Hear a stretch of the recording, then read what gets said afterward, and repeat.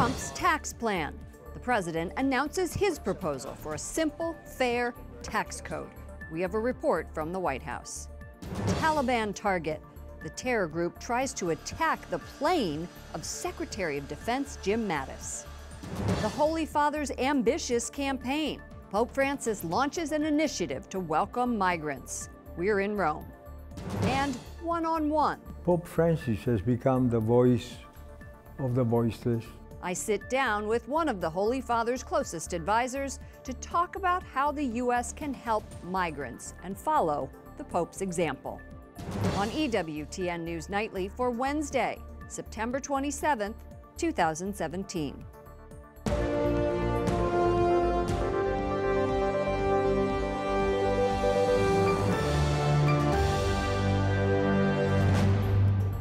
Good evening from Washington, D.C., and thank you to those of you joining us from around the world for news from a Catholic perspective. I'm Lauren Ashburn. Embrace migrants as Jesus did. That's the Holy Father's message today as he launches an ambitious program to create awareness about the tens of millions fleeing persecution and war. The pontiff is asking all to welcome them with open arms. Con le braccia ben aperte. Accogliere. Pope Francis, the son of Italian immigrants to Argentina, kicked off a 2-year campaign at his weekly general audience today. Refugees and asylum seekers filled St. Peter's Square. Our Vatican correspondent Juliet Lindley was there and joins us now from Rome. The Share the Journey campaign is a 2-year initiative aimed specifically at bringing all of us closer to migrants and to refugees. So what the Pope and what the Church are asking specifically is that we reach out to them, that we get in touch with them, that we look them in the eyes, that we listen to why they had to leave their homes, that we ask them about their journey, and that we get to know the real people behind the statistics, behind the numbers, and behind the scaremongering. Cardinal Luis Antonio Tagle is the president of the Vatican's charitable arm Caritas. The group organized the campaign. I asked him what he would say to President Trump about the Dreamers, immigrants brought to the United States illegally as children. Tagle gave the example of his grandfather, an immigrant to the Philippines from China. Thanks to people who received him, helped him, educated him. Now, look, he was able to contribute to society, and without his knowing it, or even meaning to, he was able to contribute a priest, a bishop in my person. So, no, watch out. Sister Norma Pimentel of Brownsville, Texas, works on the U.S.-Mexico border and says coming face-to-face with migrants is a great way to convert skeptics. I remember one time back in one of our centers when this lady comes to visit and says, you know, sister, I'm totally 100% against what you're doing in this house. I don't believe that immigrants should come into our U.S. country. And I said, really, let me show you what I do and why I do it. And so I took her and showed her the families and the children and explained the reality, and she met them personally. The organizers of the Share the Journey campaign are asking Catholics to take action by posting pro-immigrant messages on social media and meeting migrants face to face. In Rome, Juliet Lindley, EWTN News Nightly. Coming up, we will talk to a former Vatican ambassador from the Holy See to the UN in Geneva about the crisis. Archbishop Tomasi has confronted the crisis for decades. The National Hurricane Center says Maria has regained strength and become a hurricane once again. It's lingering off the coast of North Carolina. Puerto Ricans continue to live without basic necessities, food, water, fuel, all from Maria's devastation. There are stories of looting and cries for more funding from the federal government. We reached out to one of San Juan's residents who has lived through many hurricanes. She puts this one in perspective. Jennifer Garrity is joining us now via telephone. She's from Puerto Rico and is dealing with the aftermath of Hurricane Maria and Irma.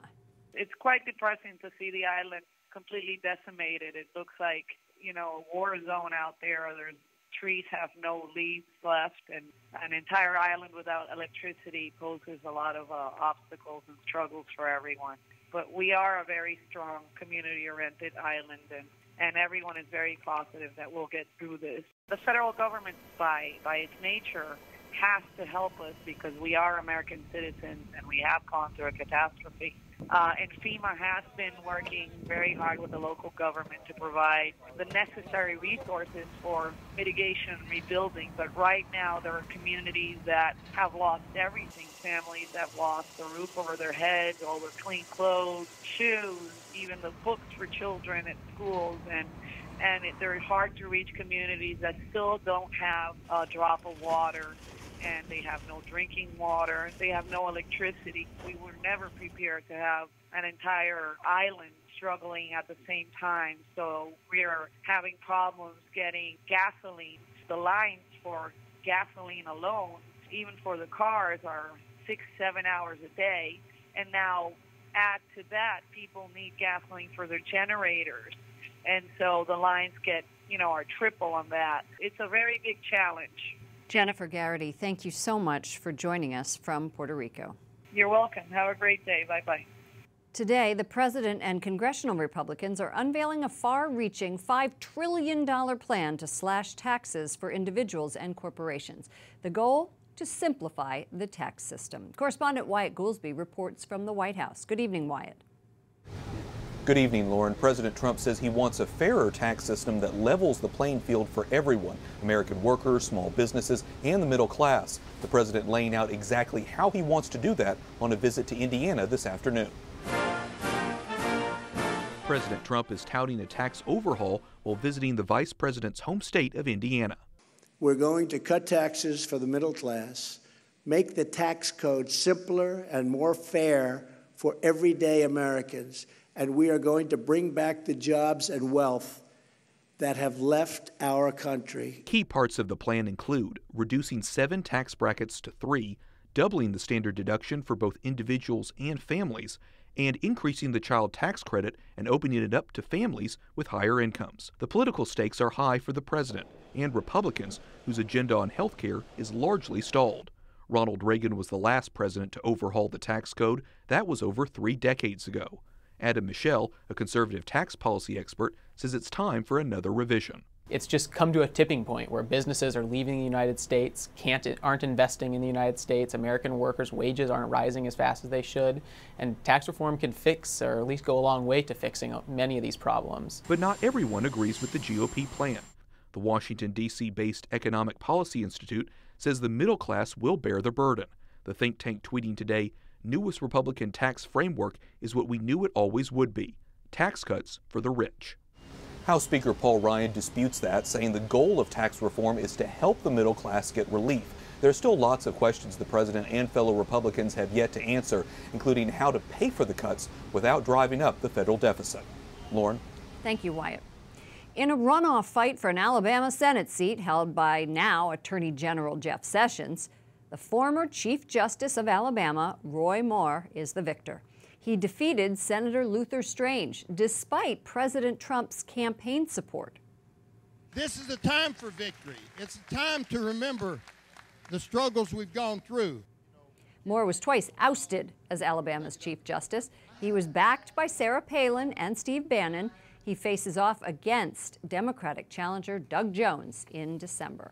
The president says he is now behind Moore, tweeting congratulations to Roy Moore on his Republican primary win in Alabama. Luther Strange started way back and ran a good race. Roy, win in December. Democrats and Republicans on Capitol Hill joined forces to fight assisted suicide. About 30 states are considering bills this year. They would allow terminally ill patients to end their own lives. Jason Calvi introduces us to one Marine veteran on the front line. J.J. Hansen survived war in Iraq. Now he's battling for his life. I hope that everyone understands it as best we can with what I'm fighting with. Hansen is afflicted with the same brain cancer that struck Brittany Maynard. She gained attention for crusading to end her own life. Supporters of assisted suicide call it compassionate. There's some people who object to it morally or ethically, that you're killing people or forcing them into suicide. But nobody has to do it. I mean, you're not being forced to. 6 states plus D.C. allow some form of assisted suicide. with activists pushing to legalize it in these states across the country. But now, Congressman Brad Wenstrup aims to stop the trend. He introduces a bipartisan resolution, co-sponsored by 4 other Republicans and 5 Democrats. Non-binding, it would make clear Congress condemns assisted suicide, saying it puts everyone, including those most vulnerable, at risk of deadly harm and undermines the integrity of the healthcare system. We take an oath to do no harm. We are about care, we are about comfort, and we're about cures. The sponsors are urging their fellow lawmakers to get on board. If it makes it to the House floor for a vote, it will be the first time Congress has weighed in on the nationwide trend of assisted suicide. For JJ, he says he felt despair when first diagnosed, but overcame his depression and says committing suicide would devastate his 2 sons and wife, Kristen. I will have actually my wife will say the words for me. I'm here to point out the dangers when suicide becomes the social norm for the terminally ill. Kristen at JJ's side, and as long as it takes, together they fight for life. At the Capitol, Jason Calvi, EWTN News Nightly. The U.S. Supreme Court grants a temporary stay of execution for a Georgia inmate. He was supposed to be put to death last night. Lawyers for Keith Tharp say the death sentence was tainted by a juror's racial bias. Tharp is convicted of murder and kidnapping. Justices will now decide whether to hear the case. The strictest abortion ban in Europe could be struck down. The Prime Minister of Ireland says next year the country will hold a referendum to lift its constitutional ban. The 8th Amendment commits authorities to defend the right to life. Ireland's parliament still has to approve the bill authorizing the referendum. Targeting the U.S. Secretary of Defense, the Taliban launches rockets at the Kabul airport. Secretary Jim Mattis is in Afghanistan on an unannounced visit. Multiple rockets landed near the airport shortly after he left. At least 5 civilians were injured. Mattis met with the president of Afghanistan and U.S. troops. Saudi Arabian women are celebrating the right to drive today. The country announced it by royal decree yesterday. It's the only country that banned women. This has huge implications for the Saudi economy and women's ability to work. My reaction is I'm on cloud 9. I'm very, very happy, excited. Couldn't believe it because for 27 years we've been waiting for this, and finally it has come. Women's rights activists since the 90s have been pushing for the right to drive, saying it represents their larger struggle for equal rights under the law. A committee will be formed to look into how to implement that new order. Coming up, 40 Days for Life. Today, we face a crisis like none other in history. It's a crisis that is hurting women, a crisis that is dividing families. The beginning of the end of abortion. How you can get involved.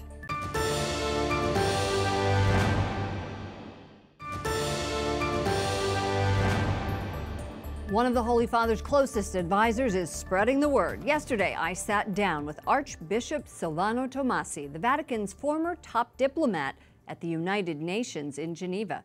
I asked him how countries can heed the Vatican's call today on this complex issue of migration. Thank you so much for joining us here at Georgetown University. We appreciate your time. My pleasure. As the former Vatican representative to the UN in Geneva, you had to handle the migrant crisis. Tell me, is it worse now than it was then? And if so, by how much? Migration is a phenomenon that is present throughout the different moments of history. So we shouldn't be surprised that today there is a heavy population movement to prevent this movement to take place and instead to find a solution at the root, at the base, where the people are. And what is that solution? There is no simple solution, but the starting point is to help the development of the countries where the people are coming from, to adopt policies that instead of provoking violence and war, try to solve political differences by way of dialogue and negotiation. Those are two pretty big asks. That's very true. It may sound a bit idealistic, but that's the concrete way to move forward. The Holy Father speaks, of course, of the capacity of integrating the people coming, because we need to take into account the need of the receiving society.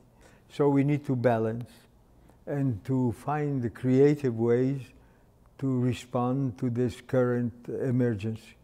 We have, for example, in Canada, a policy that private groups like parishes can demand to accept a certain number of individuals, a family, say, of refugees from Syria. When the Pope went to Lampedusa in 2013, he said that he went because of the drownings from the Mediterranean Sea and all of the plights of the migrants. And the Pope himself has brought migrants to the Vatican. This seems to me the same principle that he was trying to lead by example. Pope Francis has become the voice of the voiceless, and refugees. I can give you a concrete example. When I was talking with some of the Yazidi in Iraq, I was speaking English, they were speaking in Arabic, which I couldn't understand, and they couldn't understand English. But when the word Pope Francis was mentioned, they just applauded.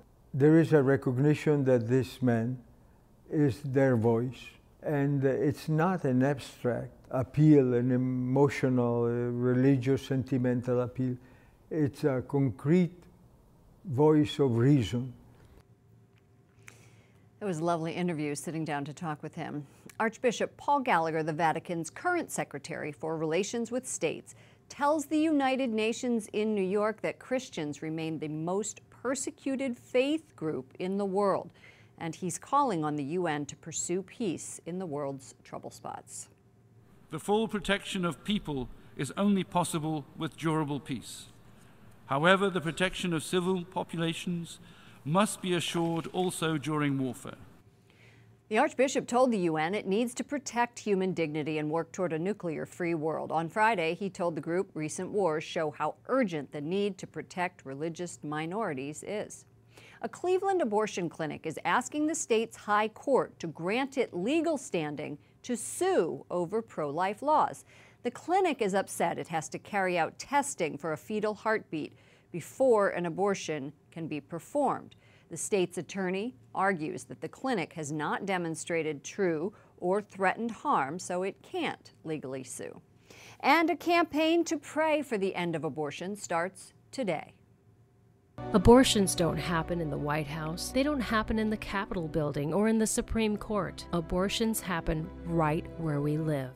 40 Days for Life is the largest internationally coordinated pro-life movement. The campaign features prayer, fasting, community outreach, and constant vigils outside abortion clinics. This will happen until November 5th. Up next, the International Week of Prayer and Fasting. We'll talk to the chairperson. And Dancing at the Vatican, a show for the Holy Father.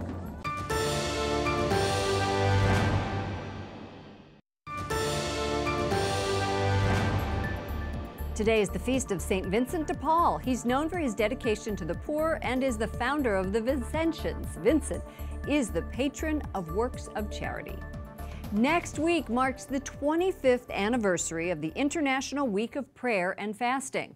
It's a coalition dedicated to uniting parishes, priests, and the pro-life community, all to enhance our prayer lives. Joining us now is Maureen Flynn, chairperson of the International Prayer and Fasting Coalition. Welcome to the program and congratulations on 25 years. It's nice to be here, and yes, it's been a long road, but we see a lot of changes in a good way happening. How so? So over the past 25 years, we've been promoting prayer, fasting, holy hours, rosary, prayer vigils, praying for our nation, for our families, and over the 25 years, We've seen a growth in all these ministries, Catholic TV radio shows, publishing houses. The pro-life groups are just all over the place now. Prayer groups are all over. Holy hours of many of the parishes now, that's perpetual adoration. So in 25 years, we see things really blossoming, and we're seeing the victory coming. Tell me what ideas you're putting forward so that individuals and families and prayer groups can participate in this week, which starts Sunday, October 1st and goes through Monday, October 9th. Maureen. Yes, what we did was on our website, iwopf.org, we have a ton of stuff, but some things, for example, in our own area, so we're out in Herndon, Virginia, we have many of the parishes that are having holy hours. So almost every day during that week, there are different parishes hosting holy hours. Some do all-day Eucharistic prayer vigils, some do several hours. Then there's all these prayer groups throughout the country that they join forces, they're getting extra people to go to the adoration chapels, they're then getting their families to pray the rosary, they're doing some kind of fasting, some kind of penance.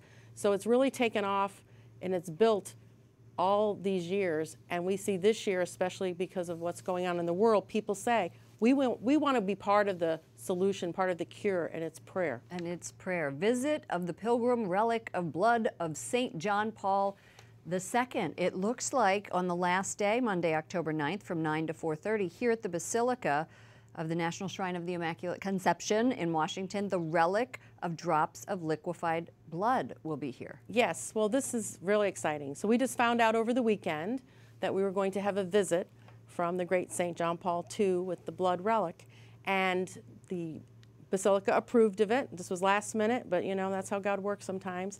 And so 2 sisters are transporting this relic, and apparently wherever the relic goes, there's many healings, spiritual healings, physical healings of families, and they allow people to come and spend time before the relic. It's liquefied blood, and many have said that in itself is rare, to have the blood stay liquefied. So we're very excited because John Paul II gave the prayer and fasting movement 2 apostolic blessings in the 90s. And the other person who really supported you was our network's founder, Mother Angelica. Here you have her on the cover of a book when you were honoring her.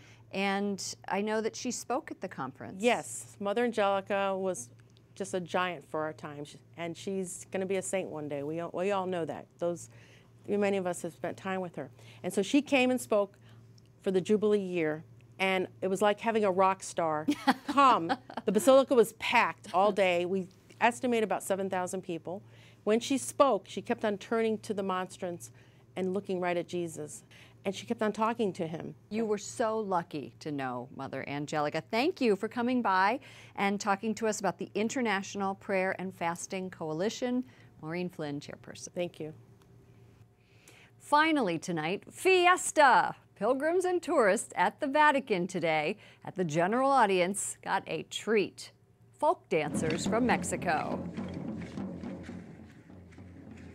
The dance group is part of a Mexican parish in Monterrey. They carried images of Our Lady of Guadalupe, the patron saint of Mexico and the Americas. If you're from Pennsylvania, doesn't that kind of look a little like the Mummers Day Parade? No? Yes? No? Okay.